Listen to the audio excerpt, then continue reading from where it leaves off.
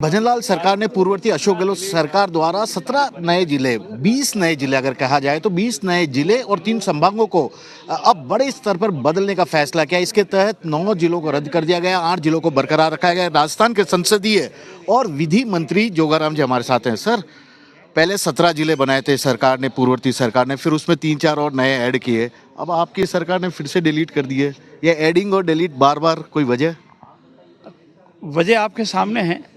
3 जिलों का तो विधिवत गठन ही नहीं हुआ था, इसलिए उनको तो कोई प्रश्न था ही नहीं। 3 जिले वो गठन नहीं कर पाए। सिर्फ चुनाव आचार संहिता से एक दिन पहले सिर्फ उन्होंने घोषणा की, और जब विधिवत गठन ही नहीं हुआ, अधिसूचना ही नहीं हुई, तो वो जिले गिने ही नहीं जाएंगे। जहाँ तक रह गया 17 जिलों का प्रश्न, वो 17 जिले व्यवहारिक नहीं थे। आपको जिले बनाने से पहले इस बात का ध्यान रखना पड़ेगा कि अगर 67 ईयर्स में सिर्फ 7 जिले बढ़ते हैं तो एक साल में 17 जिले या 20 जिले बढ़ाने का कारण क्या है। अगर बहुत ज़रूरी था तो उसका प्रशासनिक लवाजमा कहाँ से आएगा, इसको खुलासा करते। इतना वित्तीय भार आएगा वो कहाँ से होगा, उसका खुलासा करते। संसाधन कहाँ से उपलब्ध होंगे, उसका खुलासा करते। जनहित में किसी तरह के उसका खुलासा करते। और अगर उनका पॉलिटिकल एजेंडा था कि इससे हमको राजनीतिक लाभ मिलेगा, तो इन 17 जिलों में उनके जो प्रत्याशी खड़े हुए वो 17 किस तरह से हार गए।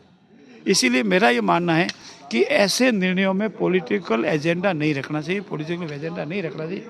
जनहित का जो निर्णय है, चाहे वो कठोर भी है, जनहित में निर्णय लेना चाहिए। यही मेरा निवेदन। यानी कि बिना होमवर्क के उन्होंने नए जिले बना दिए, 3 संभाग भी बना दिए। बिना होमवर्क के कई तो 2 तहसीलें हैं, कई 3 तहसीलें हैं, जबकि एवरेज 7 और 8 तहसीलों का इंडिया का, जहाँ जनसंख्या 9 लाख 9.5 लाख एवरेज होनी चाहिए, जनसंख्या 2-3 लाख, और जिले बना दिए।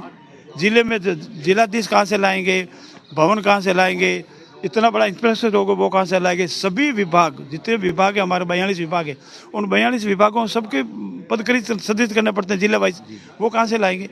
ये अव्यवहारिक था, और जो अव्यवहारिक थे उसको हमने नहीं रखा। आप भी जनप्रतिनिधि हैं, देखिए जिले बनने से काफ़ी लोगों की उम्मीदें होती है। अब आप लोगों को समझाना भी पड़ेगा, क्योंकि आपके डिप्टी सीएम साहब का दूदू जिला भी चला गया, उन्हें भी समझाना पड़ेगा।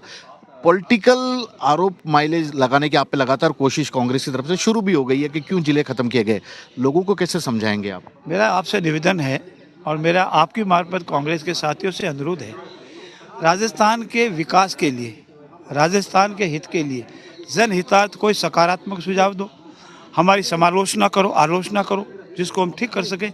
सिर्फ आरोप और प्रत्यारोप के लिए नेशनल पार्टी नहीं होती है।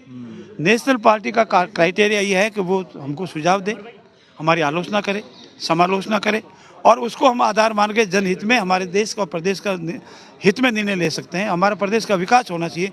अगर वो इतने ही सक्षम थे, उतना उनका ठीक था, तो वो 17 के 17 उनके प्रत्याशी 17 जिलों में हार कैसे गए, और इनके उपचुनाव में 3 उनके प्रत्याशियों की जमानत जब्त कैसे होगी, इस पर विचार करें, फिर हमारे ऊपर आरोप लगाओ।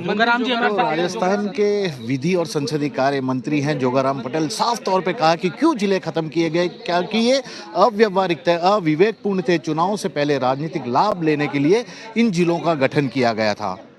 कैमरामैन सोहन सिंह के साथ श्रीवत्सन, जयपुर न्यूज़ 24।